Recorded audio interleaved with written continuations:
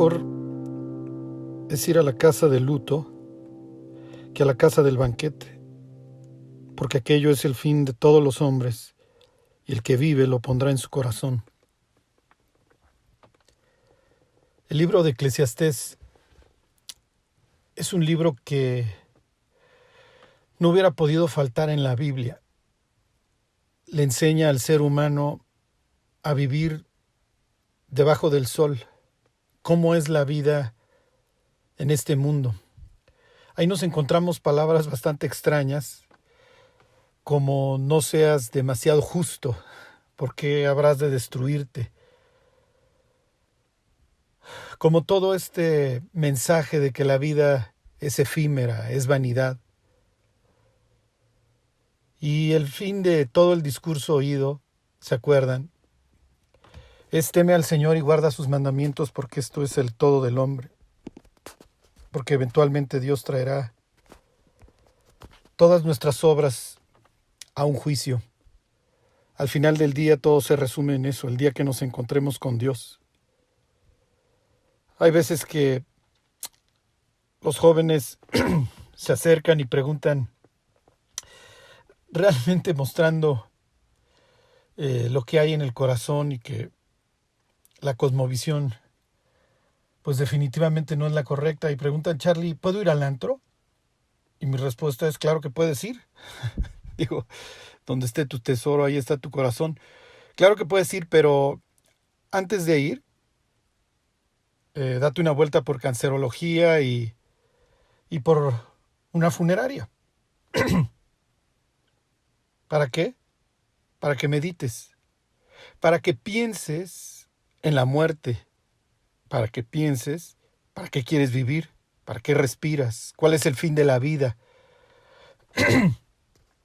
En estos momentos en los que vivimos y que las noticias malas se multiplican y quizás hasta se magnifican, y vemos que los volcanes andan explotando por todo el planeta, etcétera. Es natural que en los periódicos empiezan a, inclusive en lo que pudiéramos denominar el mainstream, a abundar todas estas cuestiones del fin del mundo y del fin de los tiempos. El fin del mundo para cualquier ser humano puede ser dentro del siguiente minuto. No estamos que exploten todos los volcanes del planeta, pero raramente pensamos. La verdad es que el ser humano se sube al tren de la vida y no se vuelve a bajar hasta que se descarrila, y hay veces que no se descarrila y que las vías simple y sencillamente lo guían hacia una eternidad sin Dios. Entonces, Salomón lo que está haciendo ahí es ubicar a su hijo, es darle la oportunidad de que medite, es llevarlo a pensar en el último día, porque pudiera ser hoy para cualquier persona. Y hace unos días veía yo los playlists que hace Justo, que hace Just, y vi que en el de Lamentaciones había muchísimos. Nos hemos detenido bastante en este libro de Lamentaciones, y la verdad se me hizo bastante extraño. O sea, no sé, nunca me imaginé que fuéramos a pasar tanto tiempo en el libro de Lamentaciones, y apenas llevamos 2 capítulos. ¿Y cuál es la idea? La idea es que pensemos, la idea es que meditemos, que no seamos indolentes. Ayer precisamente estaba yo leyendo el Salmo 143 y dice el versículo 5, me acordé de los días antiguos, meditaba en todas tus obras, reflexionaba en la obra de tus manos. Extendí mis manos a ti, mi alma a ti, como la tierra sedienta. Y pensaba yo en estos verbos del versículo 5, me acordé, medité, reflexioné. La verdad es que no lo hacemos, estamos pensando en lo siguiente que nos vamos a comprar, en la deuda que ya adquirimos, en los problemas del día a día, en el trabajo. Y ahora que las personas están en este encierro, pues ¿cuál va a ser en muchos casos la respuesta natural? La respuesta natural va a ser volverse a las series o algo que anestesie, ¿sí? Pero eventualmente el ser humano se tiene que detener y ponerse a meditar. No puede simplemente estar intentando digerir la cantidad de malas noticias y de una cosmovisión mundana todo el tiempo. El libro de Lamentaciones es increíble porque, al igual que el libro de Eclesiastés, parece cuando lo leemos como bastante extraño. ¿Por qué está esto aquí? Estaba yo hablando con una niña y le hablábamos de las tragedias y de los desastres y de la necesidad de estarle dando gracias a Dios por lo que tenemos. Y entonces me contaba la niña acerca de la surfista esta de Bethany Hamilton, cuya cosmovisión cambia después de un accidente que sufre en donde un tiburón le come un brazo y posteriormente el ir a una de estas costas azotadas por el tsunami de hace, no me acuerdo, 16, 17 años. El ver la tragedia humana nos regresa a este mundo y a nuestra verdadera realidad. Los medios de comunicación, toda esta propaganda de la que somos víctimas todos los días nos presentan un mundo que realmente no es. Después de la caída, Dios le dice al ser humano, Dios le dice al hombre que la tierra le producirá cardos y espinos y que con el sudor de su frente se va a comer el pan. Ya no estás en el paraíso, Adán. Y no se refiere simplemente a las espinas de las rosas. Vas a un lugar agreste, vas a un lugar feo, vas a un lugar duro. Y la primera vez que lee uno el Génesis y te habla de la muerte, después de la caída, cuando llegas al capítulo 4, el primer muerto que esperas ver es Adán. No, el primer muerto es un asesinado. Su propio hermano lo mata, y no lo mata por robarle nada, lo mata por envidia. Simplemente lo odia. Es el mundo en el que vivimos. Pero claro, James Bond siempre va a ser joven, por eso hay que estar sustituyendo a Sean Connery por Roger Moore y luego por el que sea. Y nunca le va a dar sida, por más que se acueste con todas. Y nunca le van a dar un balazo y nunca se va a lastimar. Y en las telenovelas, pues rara vez las personas se mueren de sida o se están quejando de la fiebre que les produjo la sífilis o el papiloma humano. Los protagonistas siempre suelen tener la vida más menos hecha. Son hermosos. Y ese es el mundo que el diablo se ha dedicado a proyectar a nuestras mentes. ¿Quién quiere pensar en Lamentaciones? ¡Qué horrible! Vamos a hablar de fiesta, vamos a hablar de alegría, pero esto destruye al ser humano, lo arrasa. Es meter a un hámster a una jaula, es subir a un perro a una caminadora, es ponerle con una caña de pescar enfrente a un caballo una zanahoria que nunca va a alcanzar. Y se va a frustrar y se va a deprimir cuando no lo alcance y se va a morir intentando alcanzarlo. Premisas falsas, conclusiones falsas. El libro de Lamentaciones arranca con unas palabras espantosas que bien pudieran describir hoy a la humanidad. Si mal no recuerdo, y ahorita se los leo, está ahí en el capítulo 1. Sí, en el versículo 12. ¿No os conmueve a cuantos pasáis por el camino? Sí, Jerusalén fue tu culpa. Sí, judíos fue su culpa. Se portaron desleales contra Dios, hicieron un destrozo, hicieron una masacre. Digo, de entre todas las chuladas que llevaban a cabo, estaba el infanticidio, una bola de enfermos. Pero finalmente los arrasan y ahí están los cadáveres de los niños de pecho tirados. Ahí están los gritos, ahí están los lamentos. Y pregunta el autor de Lamentaciones, ¿no os conmueve a cuantos pasáis por el camino? El mundo siempre ha sido un sitio indolente. Pero Dios no está esperando eso de su pueblo. Al contrario, la idea de Israel era que los pueblos vecinos vieran que era un pueblo sabio. Ciertamente pueblo sabio, nación entendida es esta. Esa era la idea de parte de Dios. Que los pueblos vecinos llegaran a esas conclusiones. Eventualmente lo lograron y les duró muy poco el gusto. Ahí fue la reina de Sabá. Ahí iban algunos a oír la sabiduría de Salomón, pero Salomón no tardó mucho en corromperse. Y todo ese proyecto se vino abajo, en un descenso cada vez peor hasta que acaba en la escena que hemos estado estudiando. Este libro de Lamentaciones, un poema que intenta darle sentido a la tragedia, ¿se acuerdan? Lo voy a intentar poner en papel, en tinta y papel a esta desgracia, a esta tragedia. Le voy a intentar dar forma. Y el autor hace su poema alfabético, ¿se acuerdan? Los primeros 2 capítulos tienen 22 párrafos, 22 versículos, y cada uno de los párrafos está ordenado en sentido alfabético. La primera letra de cada párrafo es A, B, C, lo que sería para nosotros, para los judíos, para los hebreos, Aleph, Bet, Gimel, Lamed, bla, bla, bla. Y luego en el capítulo 3 volvemos a tener 66 renglones.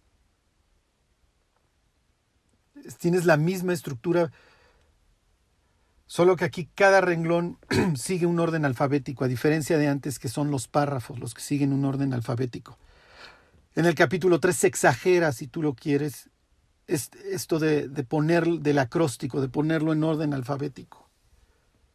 Parece que el autor ya no sabe cómo entretenerse para darle sentido a lo que está viendo. Como muchos, los israelitas nunca pensaron que Dios eventualmente cumpliría su palabra. Y ahora lo que ven es el templo quemado. Esto no puede estar pasando, ahí vive Dios, o se supone que vive nuestro Dios. Sí, un Dios con el cual siempre fueron infieles, que finalmente, capítulo 8 de Ezequiel en adelante, acabó agarrando sus cosas y se fue. Si se acuerdan en su momento cuando vimos estas pláticas de que la gloria de Dios abandona el templo, ahí Ezequiel deja un dato bastante extraño. Dios deja el templo y se va al monte de enfrente. Lo mismo que hace Jesús. He aquí vuestra casa os es dejada desierta. Sale del templo. Los discípulos todavía le hablan de la magnificencia del templo. Se parecen a sus paisanos de 580 años, 600 años antes. Va al monte de los olivos y les dice, no quedará piedra sobre piedra. Ahí estaban todas esas cláusulas del pacto que amenazaban con la ruina. Levítico 26, Deuteronomio 28. Pero Israel se había podrido. Había caído en una corrupción de lo más baja. Y la verdad es que así se pudren todos los pueblos. Así puedes ver la putrefacción de la humanidad, del mundo completo en el siglo XXI. Poco a poco, pero de manera segura. Se destruye la familia. Eso lo puedes ver en una agenda clarísima desde los años 50, del siglo pasado para acá. Se destruye la niñez y se despliega todo un mensaje de propaganda a favor de una cultura contra Dios. Si alguna película ves durante el encierro, ve palomeando todo lo que implique una agenda contraria a Dios, contraria a la destrucción de la familia, a la destrucción de la niñez, a la destrucción de los hombres y la destrucción de las mujeres. Y vele poniendo palomita, porque ahora son tan descarados que casi lo van haciendo. En el minuto 10 destruyes la familia, en el 15 a la mujer, en el 20 al hombre, en el 30 a la niñez. Desquicia al ser humano y al mismo tiempo súbelo a un pedestal. Y la idea, como en cualquier sociedad y como pasó en la sociedad israelita de aquel entonces, bueno, la sociedad judía en el sur de Israel, se acallan todas las voces que se ponen del lado de Dios. O se les mata, o en el mejor de los casos, se les tilda de locos. ¿Se acuerdan? Ahí está Jeremías capítulo 26 y capítulo 7, diciéndole a los judíos que tarde o temprano el templo sería destruido. A Jeremías lo salva un aliado que estaba bien parado en la política, uno de los hijos de Safán. A Micaías, otro que predicó contra el templo, acaba huyendo a Egipto y desde allá lo traen para matarlo. Desde ahí lo trae el loco de Joacim.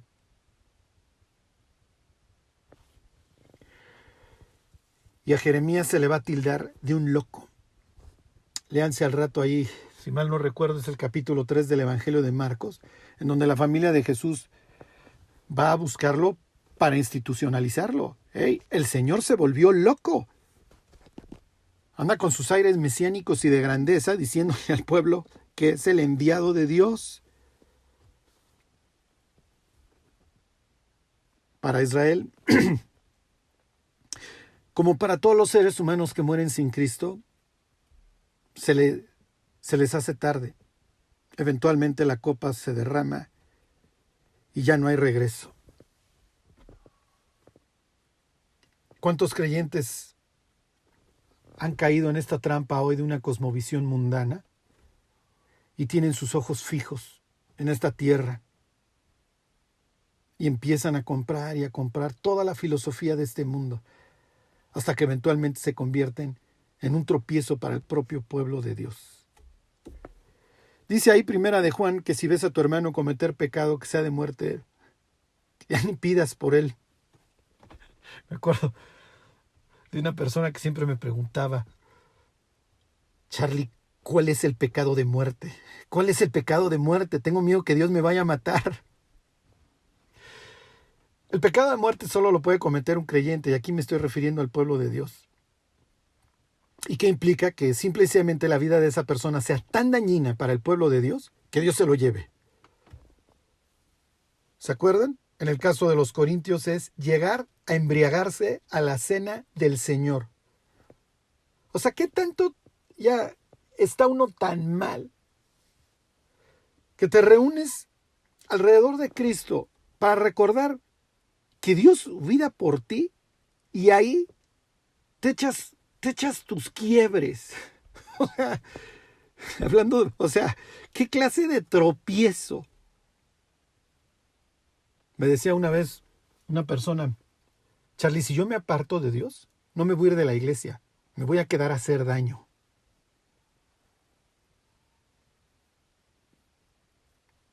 Cuando me preguntan qué tan bajo puede caer un cristiano, ¿qué se necesita para cometer pecado de muerte? Pienso que el peor pecado que puede cometer un cristiano es dedicarse a hacer la obra del diablo.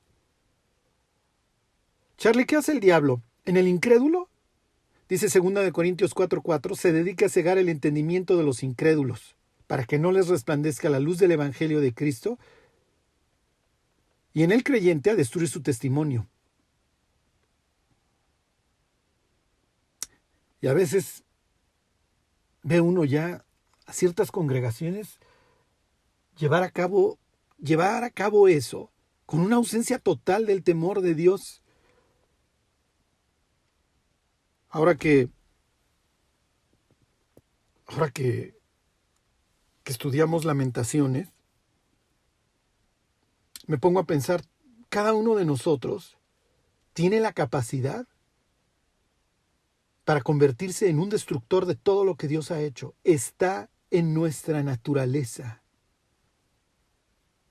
Por eso este libro es básico. Y no lo vayamos a olvidar jamás. En este capítulo 3 que ahora vamos a ver del libro de Lamentaciones, hay unas palabras famosas. Las más famosas del libro de Lamentaciones. Las misericordias de Dios son nuevas cada mañana. Y sí es cierto. Pero les voy a decir algo. A veces usamos esas palabras para justificar nuestros pecados. Al fin que hoy me pongo el cohete, hoy no lucho contra mí mismo, hoy echo de gritos, hoy le digo de groserías a mi cónyuge. Al fin que las misericordias de Dios son nuevas cada mañana. Y sí es cierto. Y la persona que se arrepiente, Dios la perdona. Pero quiero decirles algo, Dios es muy sabio. Y el poeta que escribió este libro, que escribió esta maravilla, tuvo a bien escribir esas palabras en medio del poema. Después de que el autor escribe que las misericordias de Dios son nuevas cada mañana y que ahora va a levantar sus brazos y su corazón al Señor y que se va a arrepentir, no creas que volteas la página al capítulo 4 y ya todo es color de rosa. No, capítulo 4 y 5 siguen siendo de dolor. La vida de este hombre está destruida. Le dio en la chapa a todo, caput. Sí está en el cielo, sí fue un gran hombre. Pues no se trata de que caigamos hasta lo más bajo. Nunca lo olvidemos. Los pecados llevaron al Hijo de Dios a quedar desfigurado, colgado entre el cielo y la tierra, para luego recibir la descarga de toda la ira de Dios. Isaías 53:10. Con todo, quiso Jehová sujetarlo a padecimiento. El Padre sujetó a Cristo al infierno. Lo molió, lo destruyó. Lo llevó a las tinieblas, a la soledad, a la ausencia de todo, por nuestros pecados.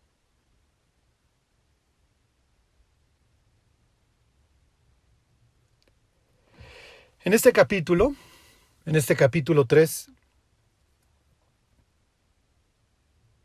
el autor va a decir 2 veces que parece que sus oraciones no pasan del techo. Y a veces así parece. Si tú eres hijo de Dios, tus oraciones llegan inmediatamente al templo de Dios. Llegan a su presencia, llegan a su casa. Pero a veces parece que la oscuridad simple y sencillamente no se levanta. Dice ahí en el libro de Lamentaciones, en el capítulo 3, en el versículo 8. Y ahorita regreso a eso. Más adelante lo vuelvo a tocar. Aun cuando clamo y pido auxilio, Él cierra el paso a mi oración. En el 44 dice, te has cubierto de una nube para que no pase la oración. En esta literatura de la restauración, ahí de Isaías 40 en adelante, Dios muestra la radiografía del desastre, qué es lo que le pasó a Israel. Y dice ahí en el famoso capítulo 59, si se acuerdan, he aquí que no se ha cortado el brazo del Señor para salvar, ni se ha agravado su oído para oír. No, Dios no está sordo. Y el que hizo el oído oye, y el que hizo el ojo ve. Cada vez que pienso en la evolución, o sea, ¿cómo supo de óptica y de refracción y de la luz? Y se le ocurrió la retina. O sea, una pantalla que está pegada en la parte posterior de nuestro ojo, lo cual se une a unos cables que luego posteriormente nuestro cerebro traduce en imágenes. Sí, pero es mucho más fácil negar a Dios y pensar que soy un chango y así justifico mi vida y mis pecados. Como decía un famoso evolucionista, creo en la evolución porque la otra opción me condena. Llegar a esta conclusión de que de que hay información sin fuente. Porque eso tienes que creer, ¿eh? Eso tienes que creer. Y pregunta un salmo, ¿el que hizo el ojo no ve? ¿El que hizo el oído no oye? Dios está perfectamente sano de la vista y del oído. y su brazo es total y perfectamente capaz de salvar. Y dice ahí Isaías 59:2, pero vuestras iniquidades han hecho división entre vosotros y vuestro Dios, y vuestros pecados han hecho ocultar de vosotros su rostro para no oír. Y luego dice, porque vuestras manos están contaminadas de sangre. Piensen en el infanticidio que llevaban a cabo los judíos. Esto es ridículo. Pero bueno, si se acuerdan, el racional es matar a un inocente como sacrificio a los dioses y mandar un alma inocente que interceda por nosotros en el más allá. Claro, claro que sí.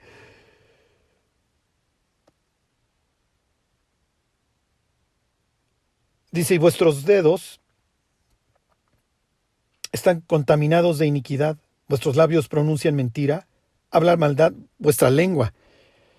No, Isaías, y además tú no sabes lo que la humanidad ve ahora en Netflix. Dice, no hay quien clame por la justicia, ni quien juzgue por la verdad. Confían en vanidad y hablan vanidades, conciben maldades y dan a luz iniquidad. Más adelante dice que no conocimos camino de paz. Bueno, eso es lo increíble, ¿no? Que esperamos justicia y no la hay. Salvación y se apartó de nosotros. Es increíble, pero el ser humano hace todo para que le vaya mal y espera que le vaya bien. Esta es la parte que más me gusta. Y olvídense, conforme vaya pasando el tiempo, esto va a ser lo del diario. Dice el 59:14, y el derecho se retiró y la justicia se puso lejos, porque la verdad tropezó en la plaza y la equidad no pudo venir. Y la verdad fue detenida. Eso es lo que vas a estar viendo cada vez con mayor intensidad. La justicia, la verdad, la equidad no son invitados. Al contrario, se les impide. Y la idea es mantener al ser humano en esta propaganda constante. ¿Para qué? Para que no piense en Dios. Para que tenga una mentalidad total y perfectamente opuesta a Dios. Para que voltee a ver a Dios como un misógino insoportable. Es increíble, pero ya en la voz de los políticos, en un momento blasfeman a Dios y al rato ahí andan con el salmo, dando sus mensajes. Esto es ridículo. Los actores igual. Y los creyentes diciendo, el actor fulano es cristiano. ¿De dónde sacas? Es que mencionó a Dios. Mencionó un salmo. Se tatuó medio versículo. Total y perfectamente arrancado de contexto. Se los vuelvo a leer. 59:15. Y la verdad fue detenida. Y luego dice, y el que se apartó del mal fue puesto en prisión. Y lo vio Jehová y desagradó a sus ojos, porque pereció el derecho. Se murió la justicia y hacia allá vamos. Voy a entrar al capítulo 3 y nada más les hago un recuento del 1 y 2, ¿se acuerdan? El 1 habla de los amantes, de todos aquellos dioses a los que los creyentes volteamos, a los que voltea a ver el pueblo de Dios con gran admiración. Pero a la hora de los problemas, los amantes no sirven. Los amantes no nos salvan. Y cuando se acaba el fuego y el glamour, desgraciadamente, las personas llegan a esa espantosa conclusión. Es que mi amante me acabó traicionando. Claro, nunca le importaste. El amor no hace nada indebido. Como siempre le digo a los jóvenes, si X o Y te dice que te acuestes con él, diagonal ella, quiero que entiendas que esa persona no te ama. Esa persona se ama a sí misma, porque el amor no hace nada indebido y el amor no busca lo suyo. Y cuando las cosas se pongan difíciles, va a ser el primero en poner los pies en polvorosa. En el capítulo 1, De ahí del libro de Lamentaciones. Es natural. El poeta se queja de que todos los amantes, a la hora de los problemas, todos salieron corriendo. Dice en el 1:19, di voces a mis amantes, mas ellos, bienvenido a la realidad, me han engañado. Todos estos dioses ajenos a la mera hora no sirven. Dice Lamentaciones 1:2, amargamente llora en la noche y sus lágrimas están en sus mejillas. No tiene quien la consuele. De todos sus amantes, todos sus amigos le faltaron, se le volvieron enemigos. En el capítulo 2, ¿se acuerdan? Vemos a los protagonistas de la historia. Los jóvenes, hay todos muertos, los que no fueron en esclavitud. Esos jóvenes que iban a ser los futuros padres en el pueblo judío. Iban a ser los futuros sabios, los futuros guías, los futuros mentores, los futuros maestros, el futuro amigo. Y ahora, si no están trabajando y teniendo el alma en un hilo como Sadrach, Mesach y Abednego, como Esther, como Mardoqueo, eventualmente, ahora están todos regados muertos. Las vírgenes, las que iban a ser las futuras constructoras de Israel. Y no lo digo en un sentido feminista. Lo digo porque la mujer sabia edifica su casa, mas la necia con sus manos la destruye. Ahí están las madres, aquellas que ahora ven a sus hijos tirados y ya son más grandes. Y si son de pecho, ¿se acuerdan? Los sacerdotes. Ay, tus sacerdotes y tus profetas vieron para ti vanidad y locura. Los sacerdotes, los que debieron de haber sido los labios que derramaban el conocimiento de la ley. Los niños, los de pecho. Los ancianos, los que se debieron de haber dedicado a hacer volver al pueblo a los caminos, ¿se acuerdan? A los caminos antiguos. Váyanse a los caminos y vean y pregunten, decía el libro de Jeremías, cuál sea el buen camino y andad en él y hallaréis descanso para vuestras almas. Pero no quisieron. Y los gentiles, a los que se les negó la oportunidad de ver al pueblo de Dios caminando a su luz. Unos, simple y sencillamente caminando de largo, totalmente indolentes. Otros participando en el saqueo, las violaciones y la destrucción. Finalmente los profetas y los sacerdotes, como les digo, vieron para su pueblo vanidad y locura. ¡Hey, tú eres lo mejor! ¡Tú eres lo máximo! Todos estos mensajes positivos que destruyen la vida del ser humano. El ser humano no fue hecho para la autoadoración. Por eso es que Dios, le ordena al ser humano que adore a Dios. Porque la adoración de cualquier otra cosa intoxica a la humanidad.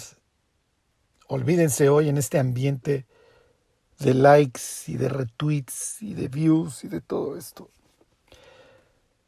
En donde tenemos hoy a muchos jóvenes viviendo una película constante y una proyección constante de su vida, sujetos a una presión y a una vanidad que nunca debió de haber tenido lugar.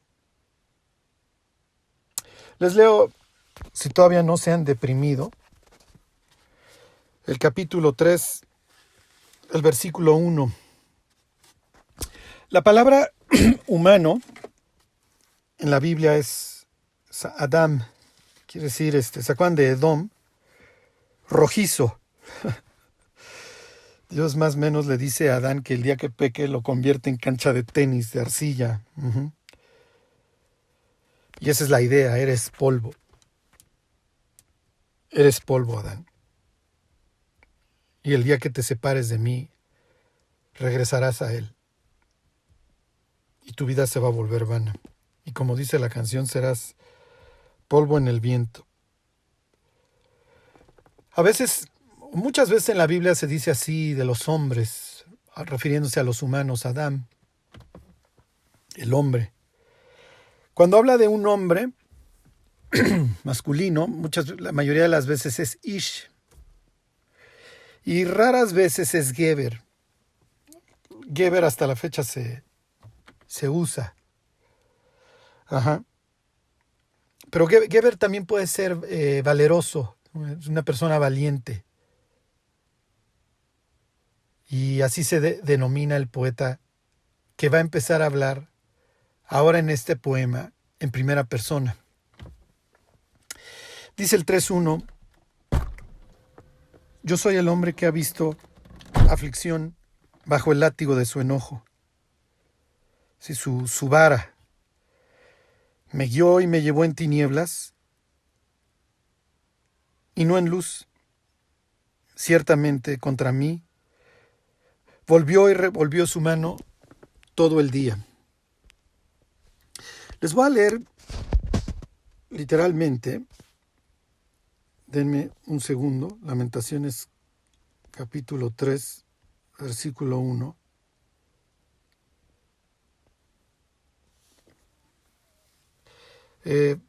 Se los vuelvo a leer, dice: yo soy el hombre que ha visto aflicción bajo el... Y aquí la palabra sería báculo, ¿sí? Vara. Bajo el látigo, bajo la vara de su enojo. Y es típico como un instrumento de disciplina y de cuidado. Uh-huh. En Isaías 11 dice que Dios va a matar al impío con su vara. Sí. Y ahorita les explico hacia dónde me dirijo con esto de la vara.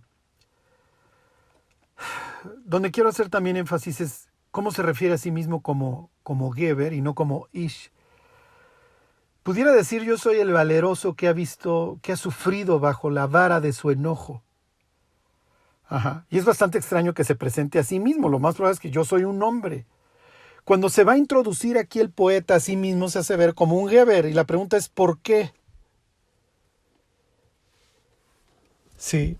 Y básicamente la idea es que su vida y su valentía y todas estas cosas hoy no tienen valor, porque lejos de Dios no hay fuerza. Acuérdense, el poder del creyente radica en su relación con Dios. Piensen en Sansón. Sansón le dice a Dalila: nunca ha pasado navaja por mi cabeza porque soy nazareo desde mi nacimiento. Estoy consagrado, estoy dedicado a Dios. Y le dice: si fuere rapado, seré como cualquier hombre. El creyente puede decidir pudrirse con el mundo y ser uno más de los tantos millones que han pisado esta tierra, de los miles de millones que han pisado esta tierra, o recordar que su nombre está escrito en los cielos y vivir como tal, como hijo de Dios, y hacer una diferencia y no ser un indolente. Pero para eso va a tener que meditar en su vida, en Dios y en sus caminos, como les leía yo del Salmo 143. Para nuestra vida, lo podemos ser, Como les decía, podemos simple y sencillamente, como dice la canción, ser polvo en el aire. Entonces este hombre, al mencionarse como un hombre valeroso, como alguien distinto, lo que está diciendo es: pues sí, o sea, yo soy el valeroso que ha visto aflicción. Y lo que va a contar en este poema es básicamente todo el dolor que ha estado experimentando. Y los primeros versículos del capítulo 3 serán una reversión del Salmo 23. Ahorita se los leo. Y como les digo, este capítulo 3, que es increíble y que tiene toda una cátedra del arrepentimiento, finalmente es un capítulo que está entre 2 a la derecha y 2 a la izquierda. Es un sándwich, y esto es típico en la literatura hebrea. Es un poema con 2 extremos similares que además bien representa a aquellos que por su pecado han sido destruidos. De un lado, recordar todo el daño, todo lo que pasó, el arrepentimiento, y luego alzar los ojos con una nueva vista, si tú quieres, con vista renovada. Pero después del arrepentimiento, seguir viendo la destrucción. Sí es cierto, antes de la conversión hay destrucción, y después de ella la puedes ver. Pero una vez que nos arrepentimos tenemos de dos: o nos ponemos a llorar, o arrancamos la restauración. Piensa en el hombre que destruye su vida y su familia, y no me refiero solo desde el punto de vista económico, o ni siquiera desde el punto de vista económico. Y después del arrepentimiento, con miedo y con renovada vista, observa la estela de daño que ha dejado. Pero bueno, finalmente, al voltear a ver la destrucción que ha dejado, puede escuchar estas 2 palabras de parte de Dios. Dios habla 2 palabras en todo el libro de Lamentaciones. Están en el capítulo 3, en el versículo, sin mal no recuerdo, 57. No temas. Cada uno de los creyentes, después de nuestra conversión, pues sí, volteas y ves todo el daño que has hecho.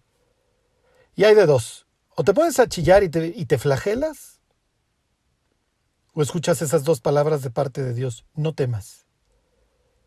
Y alzas los ojos y ves a Jesús con un ladrillo en la mano diciéndote: vamos a reconstruir. Oye Dios, pero es que destruí kilómetros de muralla. Bueno, pues vamos a empezar. La literatura de la restauración es increíble. Capítulo 40 de Isaías empieza diciendo: consolaos, consolaos, pueblo mío, dice vuestro Dios. Hablad al corazón de Jerusalén. Decid a voces que su tiempo es ya cumplido, que su pecado es perdonado, que doble ha recibido de la mano del Señor por todos sus pecados. Me aprendí el versículo, fue de los primeros que me aprendí, escuchando el Mesías de Händel. Así arranca: díganle a Jerusalén que ya la perdoné, que ya pasó el tiempo del juicio y que es momento de empezar a restaurar.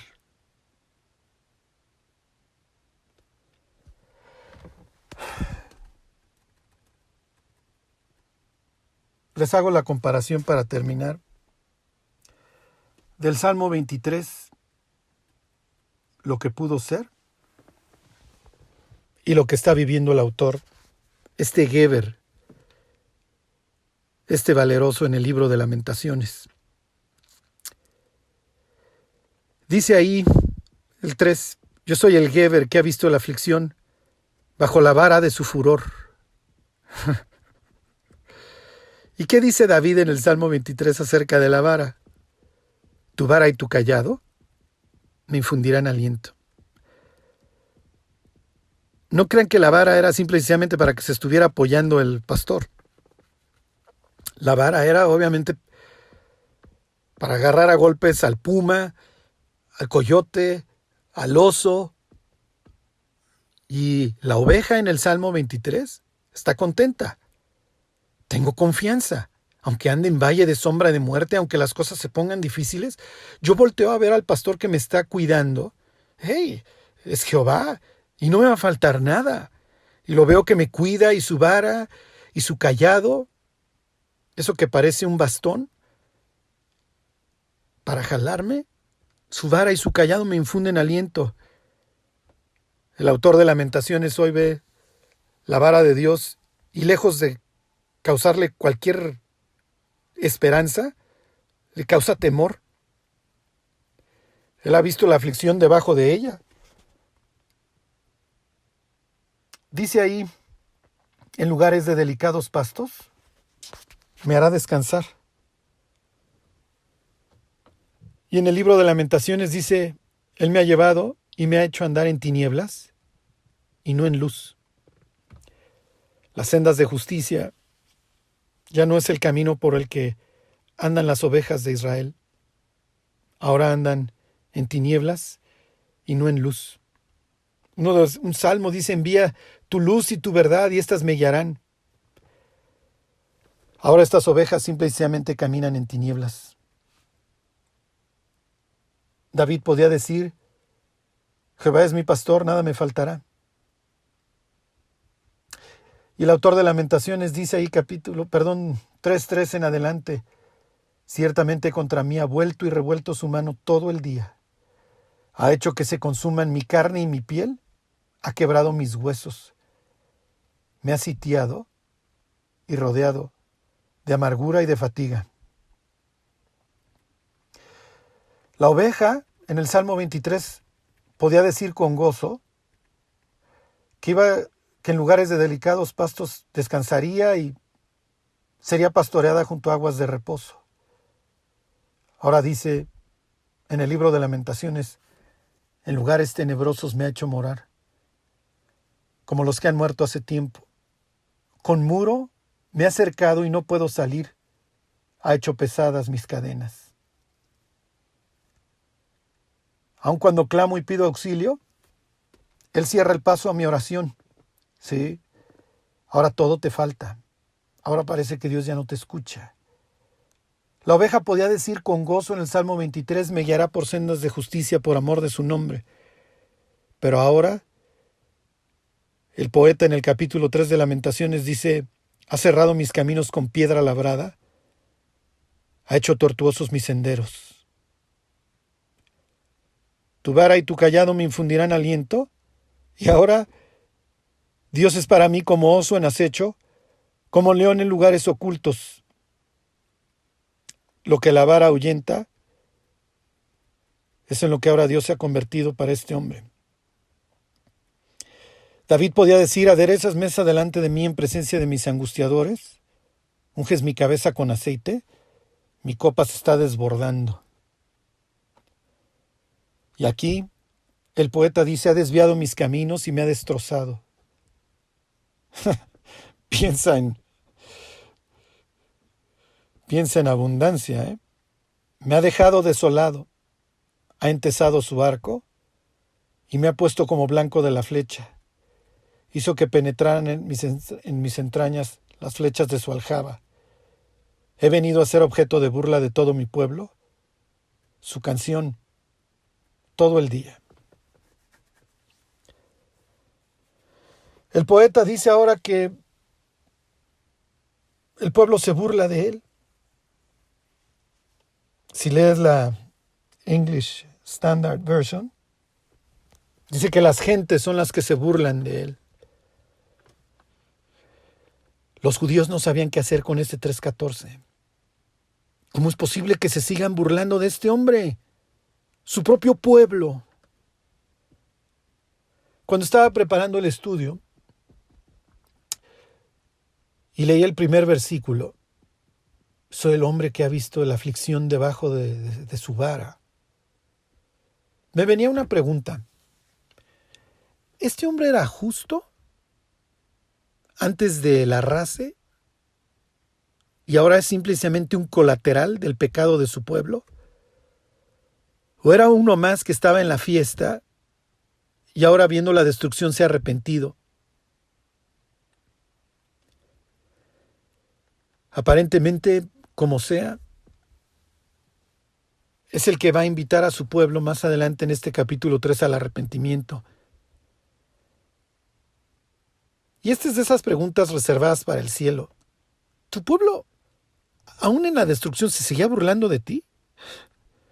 ¿O te referías a las gentes, a los extraños?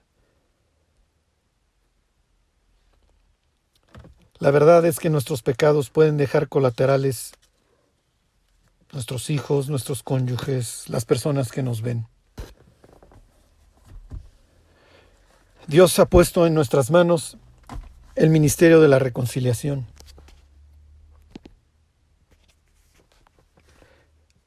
que valga la pena que lo cumplamos a cabalidad. Que Dios los bendiga.